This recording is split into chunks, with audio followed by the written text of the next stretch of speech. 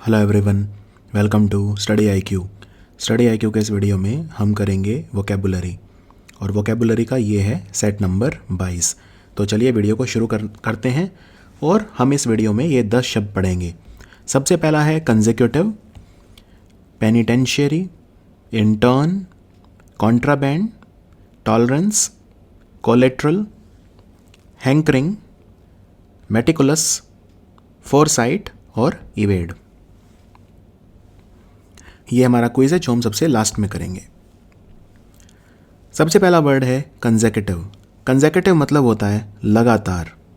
जैसे आपने सुना होगा कि कंसेक्यूटिव नंबर्स मतलब एक के बाद आता है दो के बाद आता है 3, 4, तो ये कैसे नंबर हैं? कंसेक्यूटिव।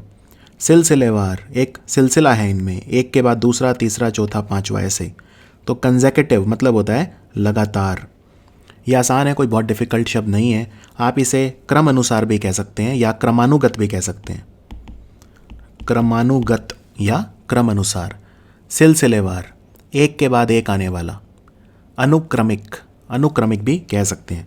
सक्सेसिव मतलब अगेन, लगातार, एक के बाद एक, सक्सेसिव ईयर्स मतलब लगातार जो साल हैं वो। सक्सीडिंग मतलब एक के बाद दूसरा जो आता है उसे सक्सीडिंग बोलते हैं, और जो उससे पहले वाला होता है वो होता है प्रीसीडिंग, पिछले वाला। जैसे फॉर एग्जांपल 5 का सक्सीडिंग नंबर क्या है? 6, और प्रीसीडिंग नंबर क्या है? 4। प्रीसीडिंग। अब मान लीजिए कोई पद है तो जैसे अभी की बात करते हैं, अभी प्रधानमंत्री कौन है? इनकम्बेंट प्रधानमंत्री कौन है? मतलब जो अभी पद पर हैं, नरेंद्र मोदी। इनके प्रेडेसेसर कौन थे? प्रेडेसेसर मतलब इनसे पिछले वाले, मनमोहन सिंह, राइट। और इनके बाद कौन आएंगे वो भी हमें पता नहीं है। तो सक्सीडिंग मतलब बाद में, उसके अगला, और प्रीसीडिंग मतलब उससे पिछला।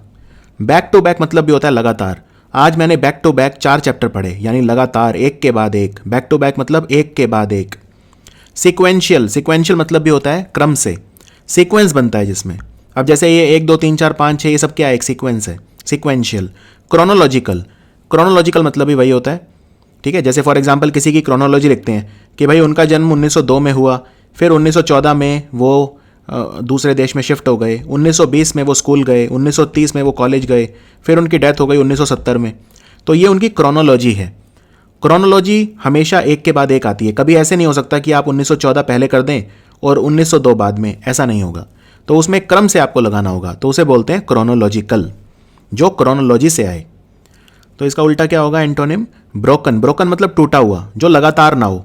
अब जैसे मान लीजिए मैं 1 के बाद लिख रहा हूँ सीधा 4, 4 के बाद लिख रहा हूँ मैं 11, तो ये कोई क्रम नहीं है इसमें, ये टूटा हुआ है, ब्रोकन चेन है, टूटी हुई चेन एक तरह से, ब्रोकन। इंटरमिटेंट मतलब जो अंतराल के बाद आता है, इंटरमिटेंट, रुक कर। जैसे आज बारिश हो रही है, लगातार हो रही है क्या? कंटिन्यूअल हो रही है? कंटिन्यूअल या कंटिन्यूस है? कंटिन्यूअल और कंटिन्यूस में क्या फ़र्क होता है? कंटिन्यूअल और कंटिन्यूअस। कंटिन्यूअल होता है लगातार, बिल्कुल बीच में रुक ही नहीं रही है, कंटिन्यूअली रेनिंग। और कंटिन्यूअसली रेनिंग मतलब हो रही है, फिर थोड़ी सी बंद हो जाती है, फिर थोड़ा सा होती है, फिर थोड़ी सी बंद हो जाती है। तो ये डिफरेंस होता है कंटिन्यूअल और कंटिन्यूअस में।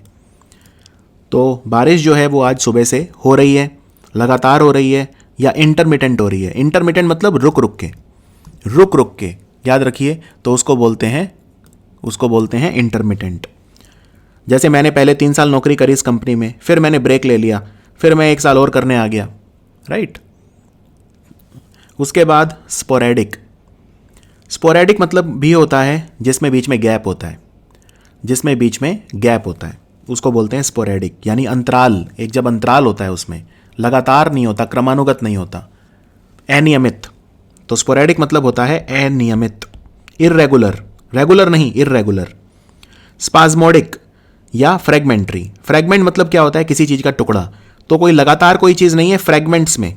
फ्रेगमेंट मतलब थोड़ा थोड़ा करके, धीरे धीरे, बीच बीच में गैप है, फ्रेगमेंट्स, ठीक है। स्पाज्मोडिक मतलब भी होता है अनियमित। तो ये क्लियर है कंसेक्यूटिव। तो एग्जाम्पल देखते हैं। The birth rate has increase for the 3rd consecutive year following nearly a decade of decline.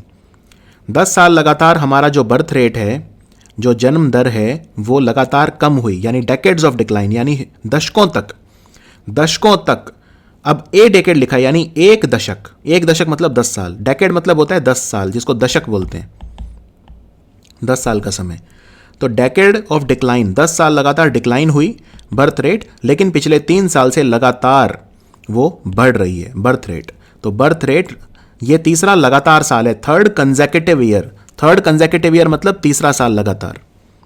After facing 4 consecutive defeats the rival team was almost ready to give up the fifth time too. 4 साल लगातार हारने के बाद, when you face defeat, defeat face करना मतलब, defeat मतलब होता है हार, डिफीट मतलब होता है हार। तो 4 बार लगातार डिफीट फेस करने के बाद जो राइवल टीम है यानी जो प्रतिद्वंदी टीम है, उसने 5वीं बार भी हथियार डाल दिए, क्योंकि हारने के इतने यूज टू हो गए थे वो कि उन्होंने हथियार डाल दिए। नेक्स्ट वर्ड है penitentiary. Penitentiary word western countries में ज़्यादा यूज़ करते हैं, इंडिया में कम यूज़ करते हैं, लेकिन पेनिटेंशियरी वर्ड आ सकता है। पेनिटेंशियरी का मतलब कुछ नहीं है, बस जेल, जेल या कैद खाना, प्रिजन बोल सकते हो, प्रिजन बोल सकते हो, ठीक है ना। अ स्टेट और a federal prison for convicted fallen. तो या तो सेंट्रल जेल या कोई राज्य की जेल, फेडरल प्रिजन या state prison for convicted fallen. Fallen मतलब होता है क्रिमिनल, FELON, फेलन मतलब होता है क्रिमिनल। और फेलनी क्या होता है? फेलनी मतलब होता है क्राइम। तो जो फेलनी करेगा वो फेलन हो जाएगा, और फेलन वर्ड बहुत कॉमन है, बहुत ज़्यादा कॉमन है, फेलन या क्रिमिनल। कन्विक्टेड, कन्विक्टेड कौन हो जाता है? जिसको जेल हो जाती है, अदालत फैसला सुना देती है, वो जेल में चला जाता है। तो जब अदालत के फैसले के बाद कोई जेल में चला जाता है उसे कन्विक्टेड बोलते हैं, राइट। जैसे मान लीजिए किसी के ऊपर मर्डर का चार्ज लगा कि भाई इसने मर्डर करा है, अभी वो दोषी नहीं है, अभी तो सिर्फ वो अभियुक्त है, अभी तो सिर्फ उसको डिटेन किया गया है, यानी टेम्परेरीली जेल में डाला गया है। डिटेन करना, एप्रीहेंड करना या अरेस्ट करना, तो उसको डिटेन किया गया है। अब उस पर मुकदमा चलेगा जिसे बोलते हैं ट्रायल, उसका ट्रायल होगा। फिर जज 2 चीज़ें करेगा, या तो उसको बरी कर देगा, दोष मुक्त कर देगा, जिसको बोलते हैं विंडिकेट। विंडिकेट करना किसी को मतलब दोष मुक्त कर देना, विंडिकेट। और या फिर उसे कन्विक्ट कर देगा।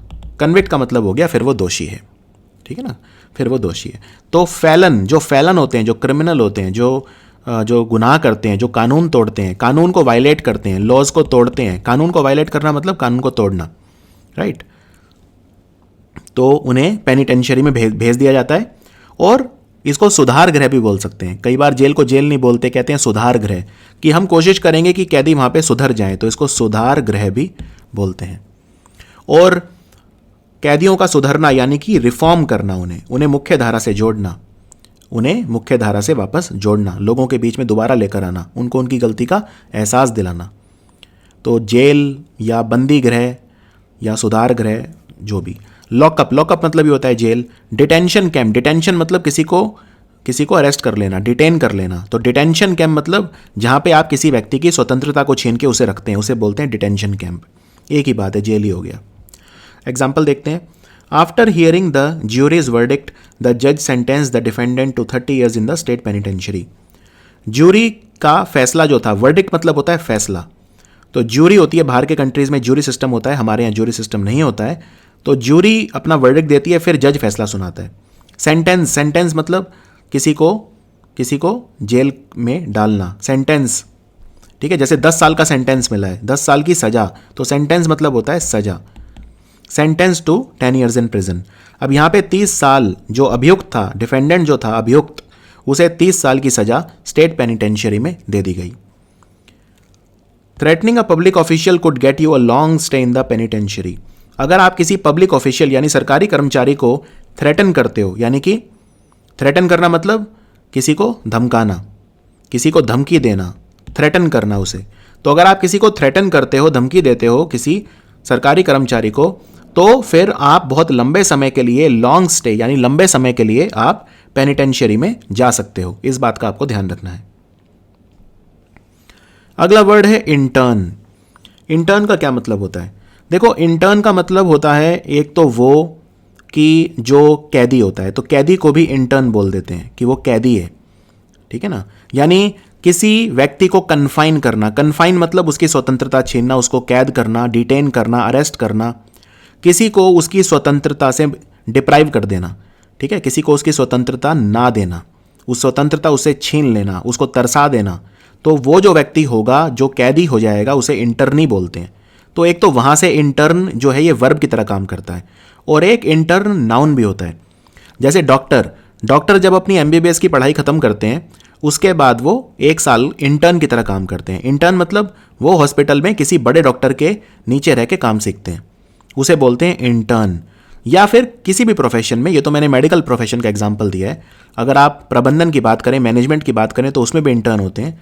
तो एक स्टूडेंट जिसने अभी अभी अपनी स्टडीज़, अपनी पढ़ाई फिनिश करी है, राइट, और अब वो काम कर रहा है किसी संगठन में थोड़े समय के लिए, जिससे वो एक्सपीरियंस गेन करे, यानी कि वो अनुभव जो है उसको ले, अनुभव लेने के लिए। तो वो थोड़े समय के लिए जब किसी के नीचे काम करता है या किसी संगठन में काम करता है तो उसे बोलते हैं इंटर्न। तो वो व्यक्ति इंटर्न होता है, और इस प्रोसेस उसको बोलते हैं इंटर्नशिप। यानी जो वो कर रहा है वो है इंटर्नशिप, और जो कर रहा है व्यक्ति जो कर रहा है वो है इंटर्न। ठीक है, इसको अप्रेंटिसशिप भी बोल सकते हैं। जो सीखता है उसे बोलते हैं अप्रेंटिस, और जो वो कर रहा है उसे बोलते हैं अप्रेंटिसशिप।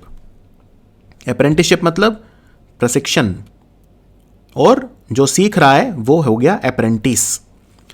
तो इसका सिनोनिम क्या हो गया? अब इसके सिनोनिम दोनों के हिसाब से होंगे। वर्ब देखते हैं पहले। वर्ब मतलब किसी को कैद कर लेना, तो इनकैरसरेट हम देख चुके हैं। इनकैरसरेट मतलब किसी को कैद कर लेना। इम्यूर कर देना, इम्यूर मतलब 4 दीवारों के अंदर किसी को बंद कर देना। एक तरह से कैद कर लेना एक ही बात है, इम्यूर। तो इम्यूर मतलब होता है कैद कर लेना। इम्प्रिजन कर लेना भी कैद कर लेना, डिटेन करना भी कैद कर लेना। तो ये वर्ब की तरह इंटर्न यूज हो रहा है यहां पे, ठीक है ना। और जो कैदी होगा उसे क्या बोलोगे? इंटर्नी। उसके बाद दूसरा सिनोनिम क्या होता है? जो सीखने वाला स्टूडेंट होता है। तो आप स्टूडेंट भी बोल सकते हो, आप इंटर्न भी बोल सकते हो, ट्रेनी बोल सकते हो। भाई अभी तो मैं ट्रेनी हूं, अभी तो मेरे को ज़्यादा नहीं आता, अभी तो मैं सीख ही रहा हूं, अभी उतना कौशल नहीं है, अभी तो मैं अपना कौशल विकास कर रहा हूं, अभी तो मैं ट्रेनिंग ले रहा हूं, प्रशिक्षण ले रहा हूं, तो मैं सिर्फ ट्रेनी हूं। मेंटी हूं मतलब जो सीखता है वो मेंटी होता है, और जो सिखाता है वो मेंटर होता है। ठीक है ना, आपने सुना होगा मेंटर, उतना अनकॉमन नहीं है ये वर्ड, काफ़ी कॉमन है मेंटर। मेंटर मतलब मेरा गुरु, जिससे मैं सीख रहा हूँ, मेरा मेंटर है वो, मेरे आदर्श हैं वो, उनसे सीख रहा हूँ मैं। इंटर्नी, यहाँ पे इंटर्नी का मतलब कैदी नहीं है, यहाँ पे मतलब वही है जो सीख रहा है। अप्रेंटिस मतलब भी जो सीख रहा है। प्रोबेशनर मतलब जो प्रोबेशन पे है, यानी अगेन जो सीख रहा है वो प्रोबेशन पे है। ठीक है, इसका उल्टा क्या होगा? रिलीज। अब ये वर्ब की तरह भी देख रहे हैं, तो रिलीज कर देना मतलब किसी को छोड़ देना, बरी कर देना, उसे स्वतंत्र कर देना, फ्री कर देना एकदम। इमेंसिपेट मतलब वही, लिबरेट कर देना, इमेंसिपेट एक ही बात है। तो ये भी बहुत अच्छा वर्ड है, किसी को आज़ाद कर देना, लिबरेट कर देना। ठीक है, लिबरेट कर देना।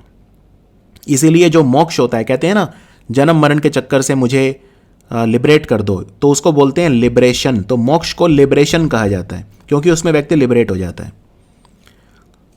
उसके बाद लेट गो मतलब किसी को जाने देना। Let go, please let me go, please मुझे जाने दीजिए, तो लेट गो। ट्रेनर कौन होता है? जो प्रशिक्षण देता है, यानी मेंटर। तो इंटर्न का उल्टा, इंटर्न तो सीखने वाला है, सिखाने वाला ट्रेनर हो गया, सीखने वाला ट्रेनी हो गया, राइट। मेंटर यानी कोच। इंस्ट्रक्टर जो आपको इंस्ट्रक्शन दे रहा है कि कैसे काम किया जाए। क्लियर है इंटर्नशिप? एग्जाम्पल देखते हैं। The manager decided to challenge the young intern by asking him to give a presentation in front of the chairman of the company. जो मैनेजर है उसने जो अभी अभी युवा इंटर्न आया है काम सीखने के लिए, उसे चैलेंज किया, उसे चुनौती दी। कैसे? By asking him to give a presentation in front of the chairman of the company. चुनौती ये थी कि कंपनी का जो चेयरमैन है उसके सामने वो जाके presentation they.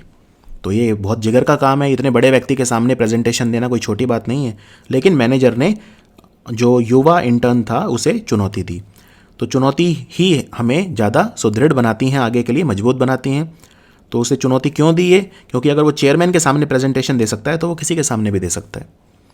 I believe that interning those people who always showed their loyalty towards their country over just a rumour is an injustice. मेरा ये मानना है इंटर्निंग दोज पीपल, अब यहाँ पे इंटर्निंग वर्ब की तरह यूज हो रहा है, राइट, कि इंटर्निंग मतलब यहाँ पे है किसी को कैद कर लेना।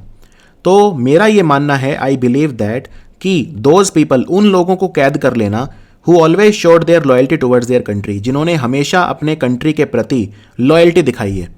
ठीक है ना, जो कभी भी भागे नहीं, हमेशा वहीं रहे, लॉयल्टी उन्होंने कंट्री के प्रति दिखाई, देशभक्ति दिखाई।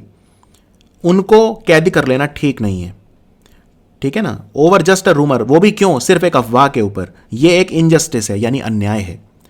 मेरा ये मानना है कि वो लोग जो देशभक्त हैं, जिन्होंने हमेशा अपनी देशभक्ति दिखाई है देश के प्रति, उन्हें सिर्फ एक रूमर मतलब होता है अफवाह, सिर्फ एक अफवाह के बल पर कैद कर लेना, इंटर्निंग कर देना उनकी, ये ठीक नहीं है, ये इनजस्टिस है, अन्याय है। चलिए अब हम बात करते हैं एक और बहुत कॉमन वर्ड जो काफ़ी यूज होता है, कॉन्ट्राबैंड। कॉन्ट्राबैंड मतलब होता है वर्जित या अवैध सामान, अवैध सामान, राइट। जैसे फॉर एग्जाम्पल गन रखना अलाउड है, लेकिन वो लाइसेंस्ड होनी चाहिए, यानी गन का लाइसेंस होना चाहिए, ऑथोराइज्ड होनी चाहिए, वैध होनी चाहिए, वैध, उसकी परमिशन मिलनी चाहिए यानी परमिटेड होनी चाहिए, अप्रूवल होना चाहिए यानी अप्रूव्ड होनी चाहिए, उसकी आज्ञा होनी चाहिए, पूरे कागजी कार्रवाई करके फिर आपको गन मिले तो ठीक है। लेकिन अगर आपके पास वैसे ही गन है तो वो कॉन्ट्राबैंड है, वो वर्जित या अवैध सामान है। तो ऐसे गुड्स, ऐसे उत्पाद, गुड्स मतलब उत्पाद, जो इंपोर्ट यानी आयात किए जाते हैं या निर्यात किए जाते हैं अवैध रूप से, इलीगल मतलब गैर कानूनी तरीके से, either in defiance of a total ban और without the payment of duty, यानी कि बिना टैक्स भरे या कानून को तोड़ के, defines of the ban, ban मतलब जब बैन लग जाता है कोई चीज पे, प्रतिबंध लग जाता है, लेकिन उसके बाद भी उसको डिफाई करना, तो डिफाइंस मतलब होता है आज्ञा ना मानना, डिफाइंस ऑफ अ बैन। अब अगर बैन है कोई चीज, भाई अगर प्रतिबंध लगा हुआ है फिर भी आप उसको डिफाई कर रहे हो कानून को, तो डिफाई से वर्ड बना डिफाइंस। अगर आप डिफाई कर रहे हो मतलब आप कानून को मान नहीं रहे, आप कानून को तोड़ रहे हो, you are breaking the law, you are violating the law, you are taking the law in your own hands. कहते हैं ना, कानून को आप अपने हाथ में ले रहे हो। तो कॉन्ट्राबैंड मतलब वर्जित या अवैध सामान जिसकी परमिशन नहीं है। जैसे यहां पे देख सकते हैं आप डायग्राम में, ये काफी सारा अवैध सामान पुलिस ने पकड़ा है, जब्त कर लिया है। तो सिनोनिम क्या हो गया इसका, प्रोस्क्राइब। प्रोस्क्राइब मतलब वो चीज होती है जो आपको नहीं करनी। जैसे डॉक्टर ने मुझे फैटी फूड्स यानी कि बहुत ज़्यादा वसा वाले, बहुत ज़्यादा मोटे कर देने वाले, जो कोलेस्ट्रॉल वाले जो फूड हैं, जो भोजन है, वो मुझे मना किए हुए हैं, प्रोस्क्राइब किए हुए हैं। और इसका उल्टा होता है प्रेस्क्राइब। प्रेस्क्राइब करना या प्रोस्क्राइब करना, दोनों में क्या फ़र्क है। अगर डॉक्टर आपको कोई चीज़ प्रेस्क्राइब करता है मतलब वो आपको कह रहा है ये काम करो, भाई डॉक्टर ने मुझे कहा है 1 घंटा वॉक करो, so the doctor has prescribe me 1 hour walk every day. लेकिन प्रोस्क्राइब, फर्क ई और ओ का है। प्रोस्क्राइब मतलब जो चीज वर्जित है, जो मना करी हुई है, तो वर्जित है यानी कि मुझे प्रोस्क्राइब करी हुई है। भाई मुझे कोलेस्ट्रॉल नहीं खाना, कोई भी ऐसा भोजन नहीं करना बहुत ज्यादा तला हुआ या बहुत ज्यादा फ्राई किया हुआ नहीं खाना। फॉरबिडन मतलब वर्जित, फॉरबिडन मतलब वर्जित। आप उस शहर में मत जाइए, क्यों, क्योंकि वो फॉरबिडन जोन है। फॉरबिडन जोन मतलब वहां पे कर्फ्यू लगा हुआ है, वहां पे जाना वर्जित है। फॉरबिडन जोन, जोन मतलब होता है क्षेत्र, फॉरबिडन जोन मतलब जहां जाने की अनुमति नहीं है। इंटरडिक्ट, ठीक है, इंटरडिक्ट मतलब भी होता है प्रतिबंध, रोक, निषेध, पाबंदी। बैन मतलब प्रतिबंधित या वर्जित। स्मगल्ड मतलब भी वही है। स्मगलिंग कोई चीज की कब होगी, जब वो उस पर बैन होगा, तो स्मगल्ड है, कॉन्ट्राबैंड। बूटलैगिंग क्या होती है, नाजायज बिक्री, जैसे शराब की बूटलैगिंग होती है। तो जनरली जो बूटलैगिंग वर्ड होता है वो शराब के लिए इस्तेमाल होता है, लेकिन और चीज़ों के लिए भी आप कर सकते हो। लेकिन सबसे कॉमनली कहते हैं बूटलैगिंग ऑफ लिक्वर, यानी कि शराब की नाजायज बिक्री।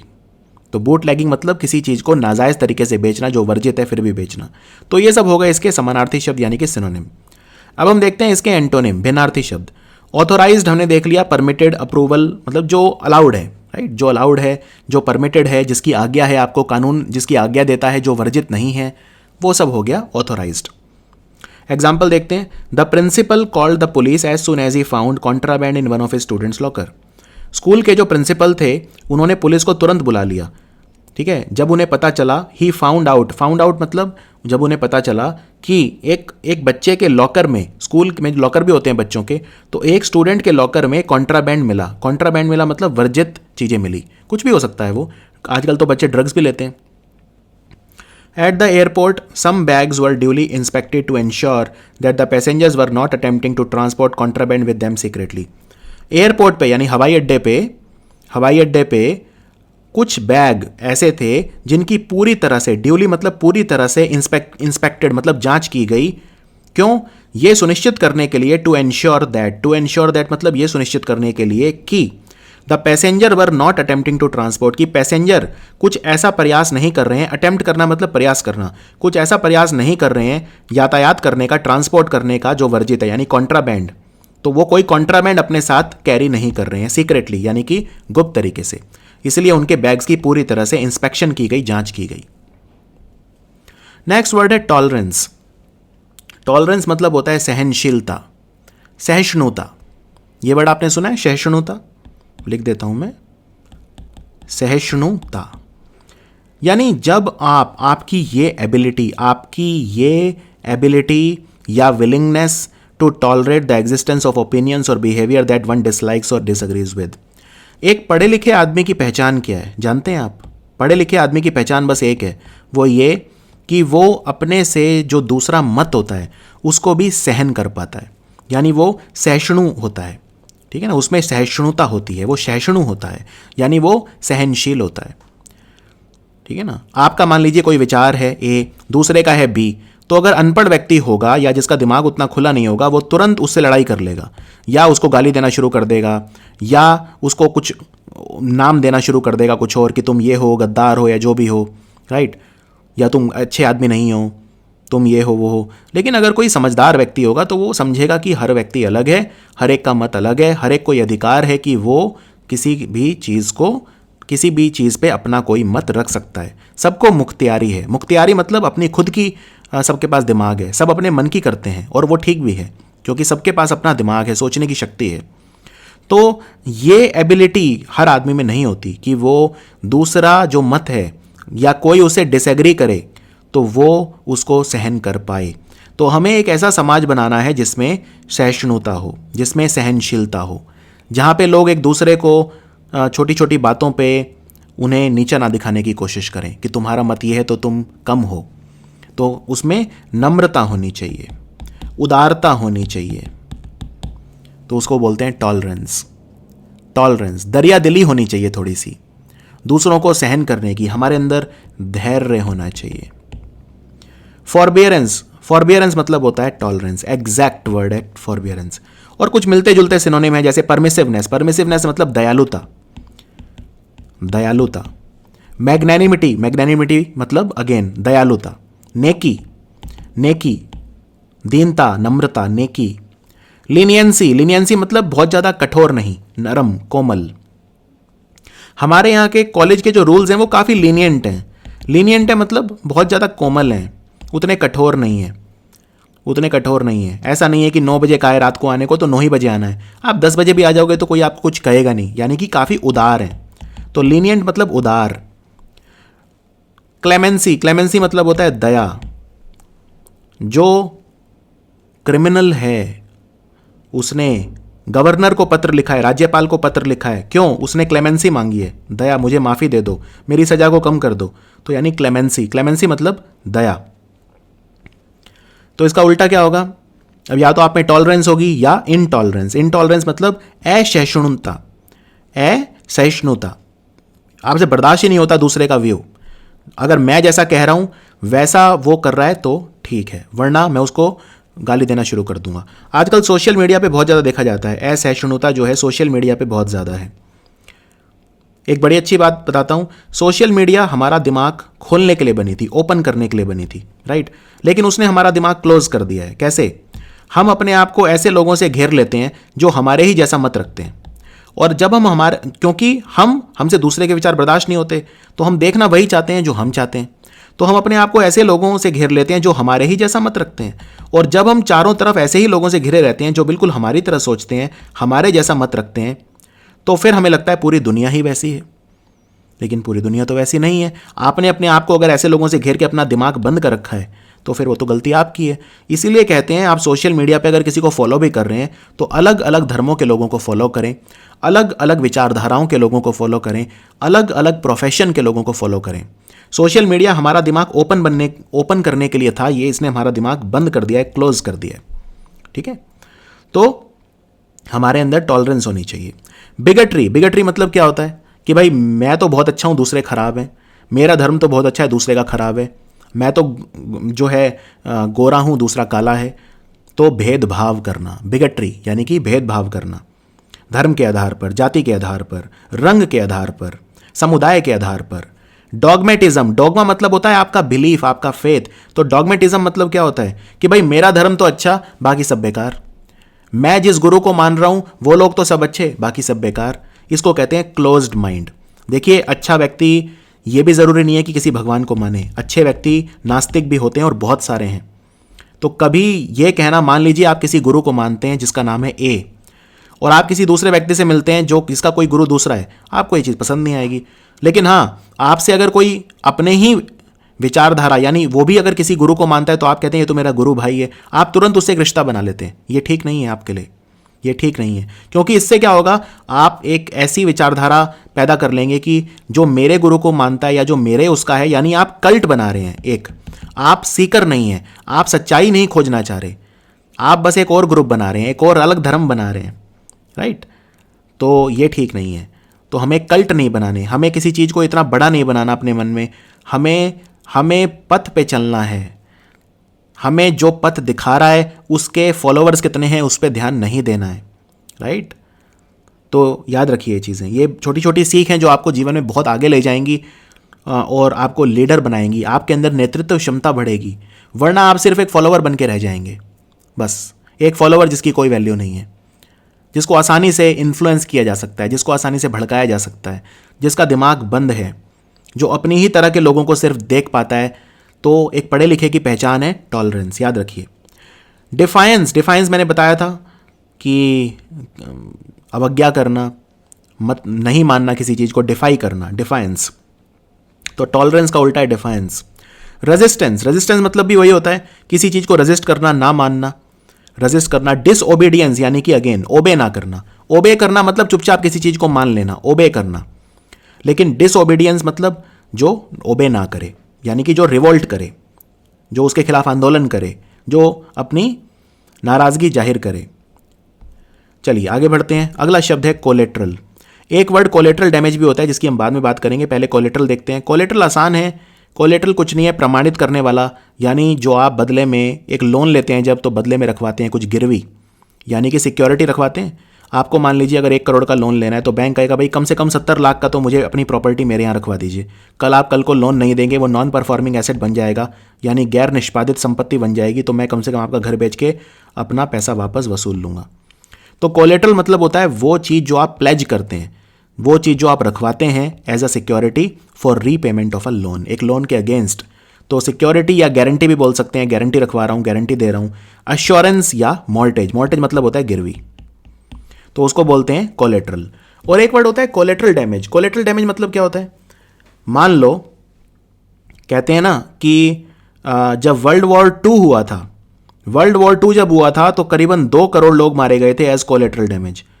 देखिए, जब भी 2 कंट्रीज के बीच में युद्ध होता है तो कोई नहीं चाहता कि जो बच्चे हैं वो मरें, कोई नहीं चाहता कि जो माएँ हैं वो मरें, कोई नहीं चाहता कि सिविलियंस मरें।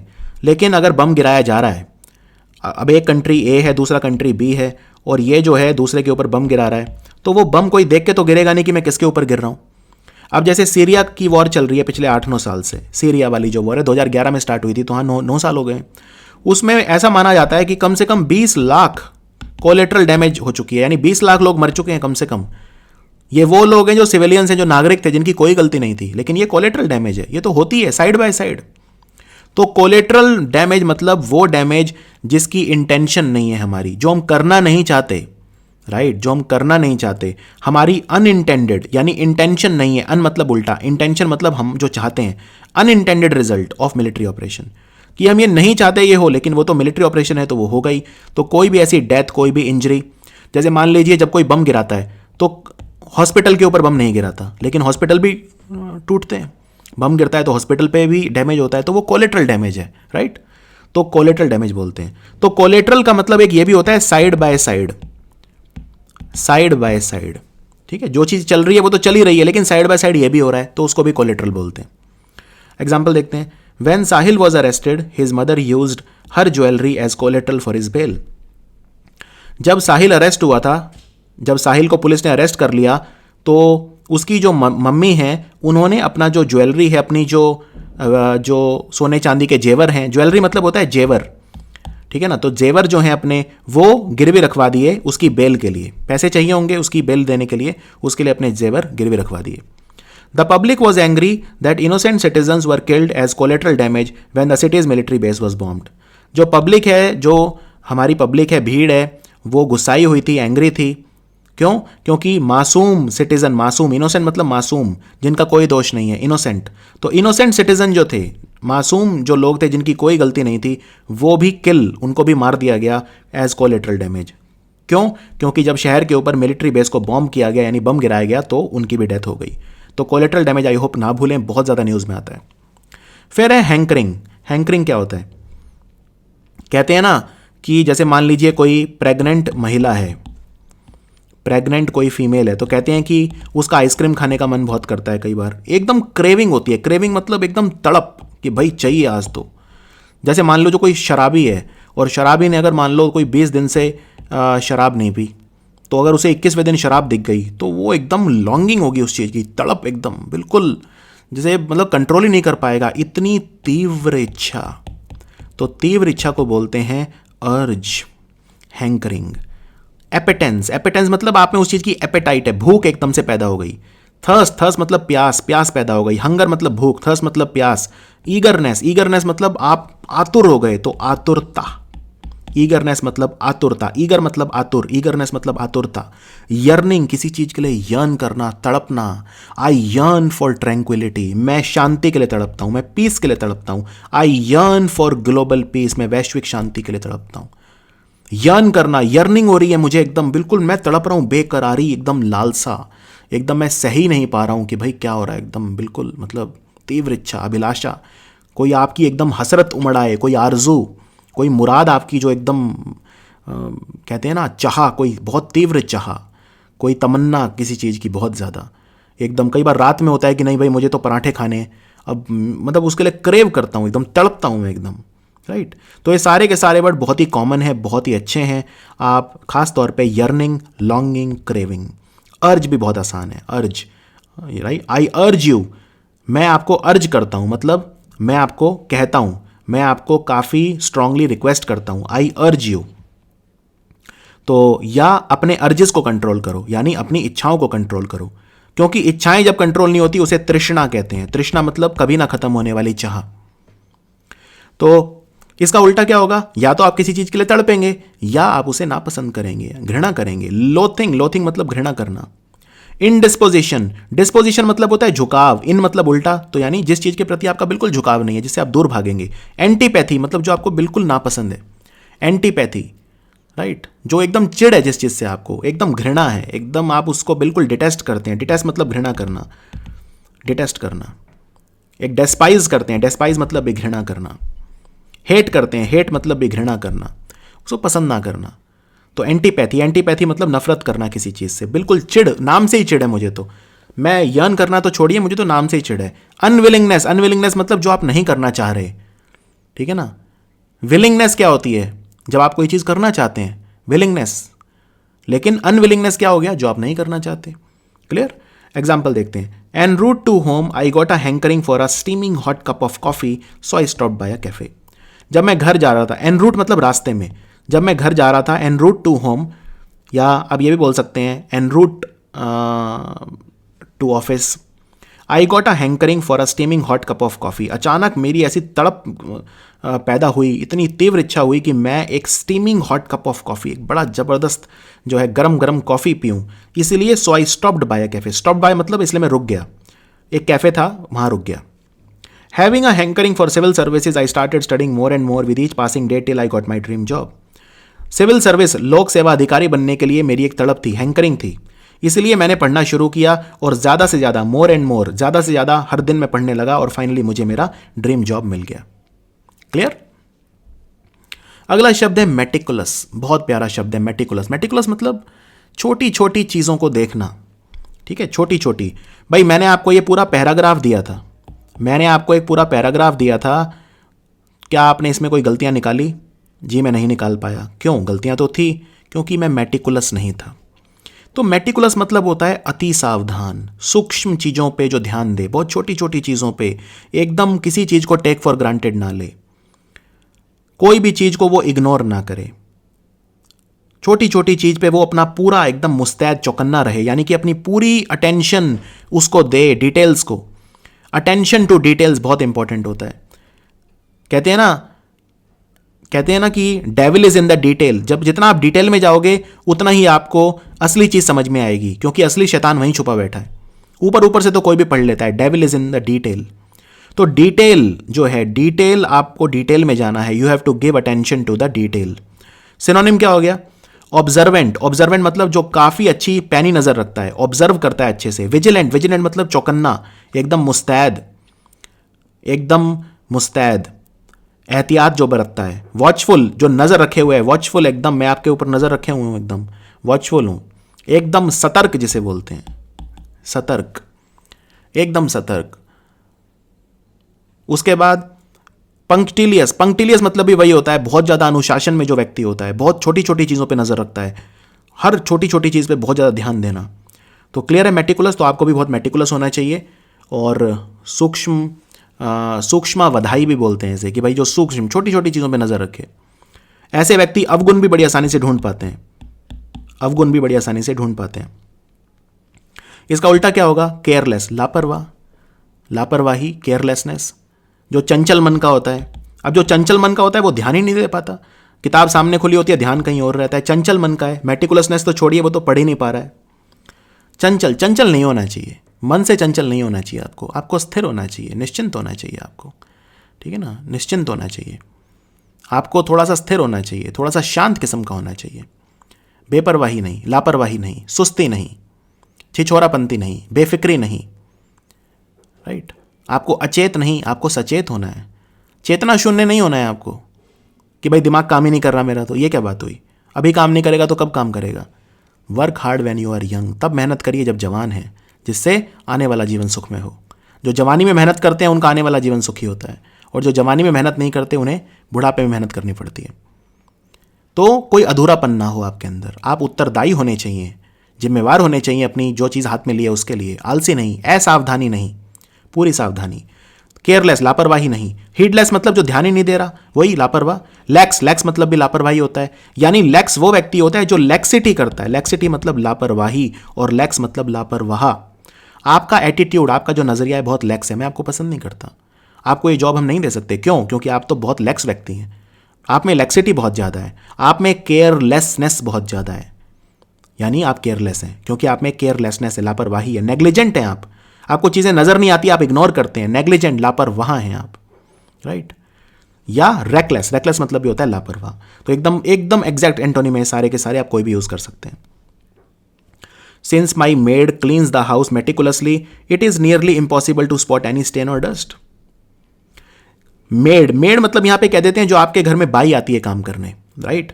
आपकी मेड है, आपकी डोमेस्टिक हेल्प जिसे बोलते हैं। तो वो मेरी जो मेड है वो घर को इतना अच्छा साफ करती है, इतने ध्यान से, मेटिकुलसली, कि it is nearly impossible to spot any stain और डस्ट। स्टेन मतलब दाग, डस्ट मतलब होता है क्या? डस्ट मतलब धूल, कि धूल का एक कण या कोई एक छोटा सा दाग भी स्पॉट करना एकदम इम्पॉसिबल है, नामुमकिन है कि मैं अगर एक दाग भी दिखा दूं, इतने अच्छे से सफाई करती है।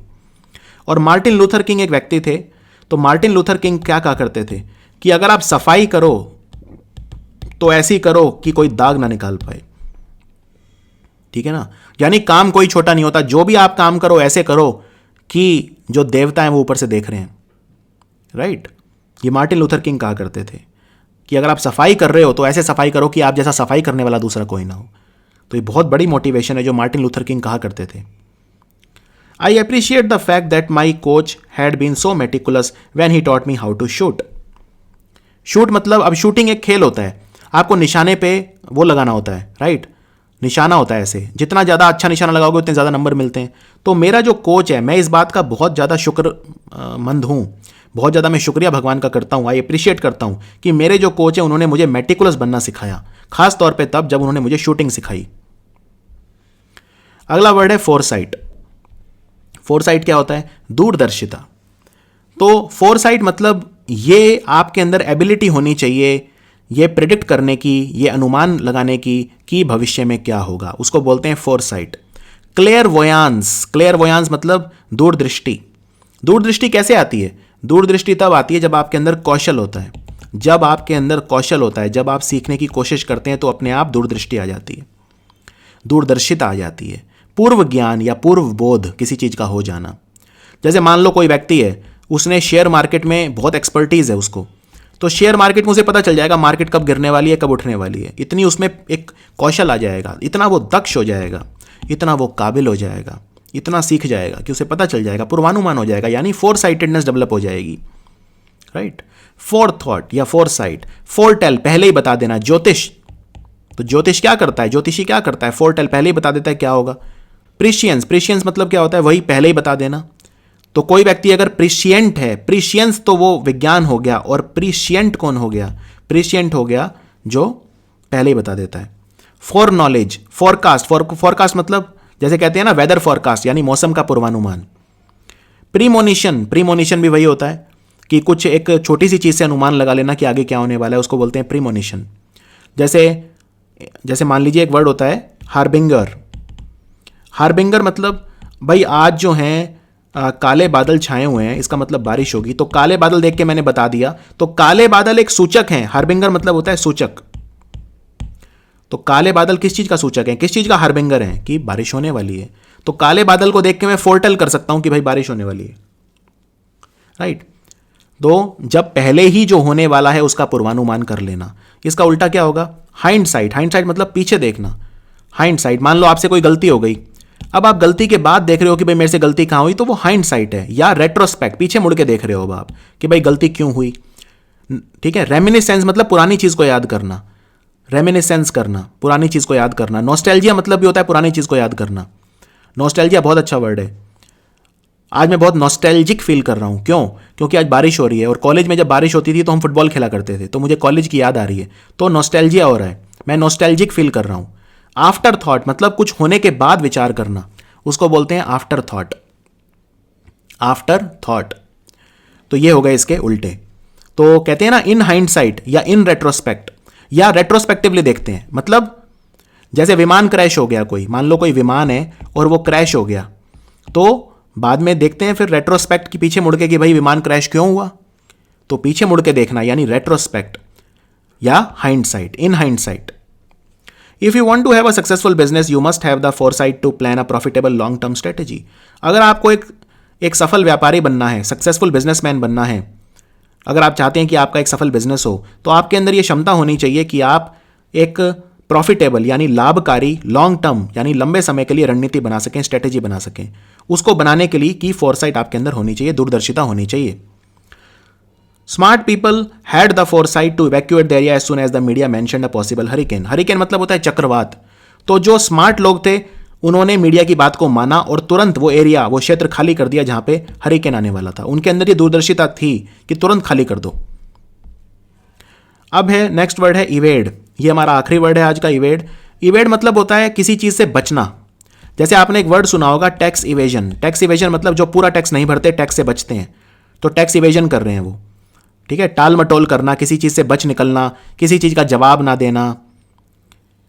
इंटेंशनली, अपनी खुद की इंटेंशन आपकी ऐसी है कि आप उसको एस्केप कर रहे हैं, बच रहे हैं उस चीज से, अवॉइड कर रहे हैं उस चीज को, ठीक है ना कुछ धूर्तता कर रहे हैं, ट्रिकरी कर रहे हैं जिससे आप उस चीज से बच जाएं। इवेड करना, किसी चीज से, किसी चीज को टालना, किसी चीज से बचना, किसी चीज से भागना, टाल मटोल करना, दृष्टि बचाकर निकल जाना साइड से, राइट, ये सब करना, तो उसको बोलते हैं इवेड करना।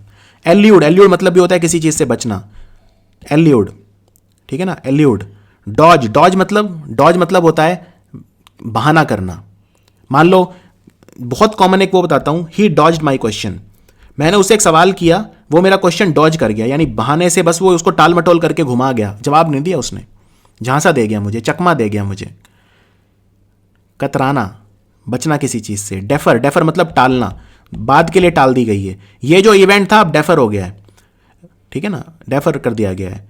जो गेम्स होने वाले थे 2023 में, अब वो 2024 में डेफर कर दिए गए हैं। डेफरमेंट यानी कि डिले। एवर्ट, एवर्ट मतलब किसी चीज को बचा लेना। जैसे एक मेजर डिजास्टर एवर्ट हो गया आज, क्योंकि पायलट जो था उसमें सद्बुद्धि थी, पायलट में बहुत ज़्यादा कुशलता थी, तो उसने एक एक्सीडेंट होने से बचा लिया। A major disaster was averted, एक बहुत बड़ा आपदा या डिजास्टर एवर्ट हो गया, आज बच गया। एवर्ट हो जा, एवर्ट यानी बचना किसी चीज से, बच निकालना किसी को। सरकमवेंट, सरकमवेंट मतलब अगेन किसी चीज से बचना, किसी चीज का जवाब ना देना, किसी चीज को एकदम फेस ना करना। इसका उल्टा होगा कन्फ्रंट, कन्फ्रंट करना मतलब किसी चीज को फेस करना, किसी चीज से टकराना, किसी चीज का जवाब देना। जो आपसे प्रश्न पूछा गया आप उसको कन्फ्रंट कर रहे हैं, मतलब आप उससे बच नहीं रहे हैं, आप उसका जवाब दे रहे हैं, उसको कन्फ्रंट कर रहे हैं, फेस करना, ठीक है, विमुख ना होना, उसका जवाब देना। तो example, the police have assured the public that the escape prisoners will not evade recapture for long. Police ने पब्लिक को यह अश्योर किया है, यह आश्वासन दिया है, एश्योर करना मतलब आश्वासन देना, यह आश्वासन दिया है कि जो एस्केप्ड प्रिजनर यानी भागे हुए जो कैदी हैं वो दोबारा पकड़ लिए जाएंगे, वो रिकैप्चर यानी रिकैप्चर मतलब दोबारा पकड़ा जाना, उसको इवेड नहीं कर पाएंगे, यानी दोबारा पकड़े जाने से वो बच नहीं पाएंगे। पुलिस ने आश्वासन दिया है। Sunny evaded his father's question about the missing money by changing the topic of conversation. Sunny से उसके पिता ने पूछा कि वो पैसा जो मैंने तुम्हें दिया था वो कहाँ है, मिसिंग मनी, तो लेकिन उस क्वेश्चन को वो इवेड कर गया, यानी कि उस क्वेश्चन से वो बच निकला। अब हम देखते हैं हमारा पैरा। ये आपको यही वीडियो रोक के पहले पैरा खुद पढ़ना है, फिर आपको जब मैं समझाऊंगा तो देखना है। A meticulous banker who after getting falsely convicted of murdering his wife and her lover was sentenced to 2 consecutive life terms in the state penitentiary. एक बहुत ही मेटिकुलस बैंकर, जो बहुत ही कुशल बैंकर था, बहुत ही ज़्यादा अच्छा बैंकर था, हार्डवर्किंग बैंकर था, बैंक में काम करता था, उसे झूठे से यानी कि फॉल्सली, बिना किसी उसके सबूतों के उसे कन्विक्ट कर दिया गया, ठीक है, कन्विक्ट कर दिया गया कि उसने अपनी पत्नी का कत्ल किया है, ठीक है, और उसने पत्नी और पत्नी के आशिक यानी कि जो पत्नी जिसके साथ इश्क लड़ा रही थी उसका पत्नी का लवर था, दोनों का उसने मर्डर कर दिया। तो उसको 2 कंसेक्यूटिव, 2 लगातार लाइफ टर्म दिए गए। एक लाइफ टर्म हर कंट्री में अलग होता है, किसी कंट्री में 15 साल का एक लाइफ टर्म होता है, तो 2 लाइफ टर्म मतलब 30 साल जेल में। तो उसको 2 लगातार लाइफ टर्म दे दिए गए। लगातार मतलब एक 15 साल का, फिर दूसरा 15 साल का लाइफ टर्म। कहाँ पे? स्टेट पेनिटेंशियरी में, उस स्टेट की जेल में। There he was befriended by other internees, वहां पे उसने दूसरे जो कैदी थे, इंटर्नी थे, उनसे दोस्ती करी। बिफ्रेंड करना किसी को मतलब उससे दोस्ती करना। Some of whom were once the contraband smuggler, इनमें से ज्यादातर जो कैदी थे वो कॉन्ट्राबैंड स्मगलर रह चुके थे, यानी वर्जित जो पदार्थ हैं उनका स्मगलिंग करते थे। With the passage of time he was learning how to deal with other inmates and adopt tolerance. समय के साथ उसने ये सीख लिया कि दूसरे कैदियों के साथ व्यवहार कैसे करना है, डील कैसे करना है, और उसने बहुत ज़्यादा सहिष्णुता को अपनाया, यानी वो टॉलरेंट रहा काफ़ी, किसी से लड़ाई वड़ाई नहीं करी। तो एक तरफ तो वो कैदियों से व्यवहार कैसे करते हैं ये सीख रहा था, लेकिन साइड बाय साइड यानी कोलेटरली वो उसने एस्केप प्लान भी बनाया, यानी जेल से भागने का प्लान भी बनाया, वो उसके बारे में भी सोचता रहा। He had a hankering for escaping the jail since the day of his captivity. Captivity मतलब बंदी बना, जिस दिन उसको बंदी बनाया गया, कैप्टिविटी उसकी की गई, उसको कैप्टिव बनाया गया, उसी दिन से उसके अंदर ये एक तड़प थी कि उसे जेल तोड़ के भागना है। So he meticulously plan to dig out a tunnel through the laboratory. इसलिए उसने बहुत ही ज़्यादा मेटिकुलसली यानी कि बहुत ही ज़्यादा ध्यान से, छोटी छोटी चीज़ों पर ध्यान देकर प्लान बनाया कि वो एक टनल यानी सुरंग खोदेगा। खोदना मतलब dig out, to dig out a tunnel, खोदेगा कहाँ से? बाथरूम यानी लेबोरेटरी, लेबोरेटरी मतलब शौचालय, वहाँ से एक वो सुरंग खोदेगा। Sticking to his plan he kept on digging that tunnel inch by inch.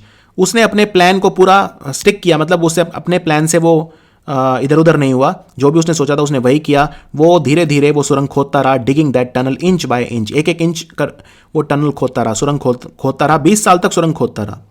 Because of his foresightedness one day he finally succeeded in escaping from the prison. अपनी दूरदर्शिता के कारण एक दिन वो फाइनली जो है वो जेल से भागने में सफल हो गया। Thus he was able to evade the vigilant eyes of the police, यानी इस तरह से वो इवेड कर पाया, बहुत ही चौकन्ना जो आंखें हैं पुलिस की उसे, यानी पुलिस से वो बच पाया, इवेड कर पाया। Giving up is always an easy option but it can never be the better one. Give up करना मतलब हार मान लेना। हार मानना एक आसान रास्ता होता है, लेकिन वो कभी भी अच्छा रास्ता नहीं होता, बेटर रास्ता नहीं होता। तो ये आपका आज का पैसेज है, और अब हम करेंगे वो जो क्वेश्चन हम करते हैं। हैंकरिंग का उल्टा बताना है, ठीक है। हैंकरिंग मतलब किसी चीज़ के लिए तड़पना, तो इसका उल्टा हो गया लोदिंग, यानी किसी चीज़ को नापसंद करना। कंसेक्यूटिव का सिमिलर मीनिंग बताना है। कंसेक्यूटिव मतलब लगातार, तो इसका सिमिलर मीनिंग क्या हो गया? रुक रुक के, यानी कि सिमिलर पूछा है तो स्पोरेडिक उल्टा, स्पाज्मोडिक उल्टा हो गया, इंटरमिटेंट उल्टा हो गया, तो आंसर है सिक्वेंशियल। इंटर्न, इंटर्न का उल्टा बताना है, ठीक है। इंटर्न का उल्टा क्या होगा? इंटर्न तो जो कैदी हो गया, तो इसका उल्टा एक तरह से हो गया इमेंसिपेट। यहां पे इंटर्न वर्ब की तरह यूज किया है, यानी कि किसी को कैद कैद कर लेना। इमेंसिपेट मतलब किसी को मुक्त कर देना, फ्री कर देना, स्वतंत्र कर देना। इवेड, इवेड का उल्टा बताना है। इवेड मतलब किसी चीज से बचना, और उसका सामना करना मतलब कन्फ्रंट। तो कन्फ्रंट मतलब होता है किसी चीज का सामना करना, इवेड मतलब किसी चीज से बचना, तो इवेड का उल्टा कन्फ्रंट हो गया। उसके बाद कॉन्ट्राबैंड, कॉन्ट्राबैंड का सिनोनिम बताना है, ठीक है। कॉन्ट्राबैंड मतलब वर्जित पदार्थ, तो इसका सिनोनिम क्या हो गया? अप्रूव्ड मतलब जो अप्रूव्ड है, परमिटेड है या प्रिस्क्राइब्ड है, नहीं, तो आंसर हो गया प्रोस्क्राइब्ड। प्रोस्क्राइब्ड हो गया इसका सिनोनिम। तो ये था हमारा वीडियो नंबर 22। मिलेंगे बहुत जल्दी वोकैबुलरी के वीडियो नंबर 23 में। Thank you for watching study IQ।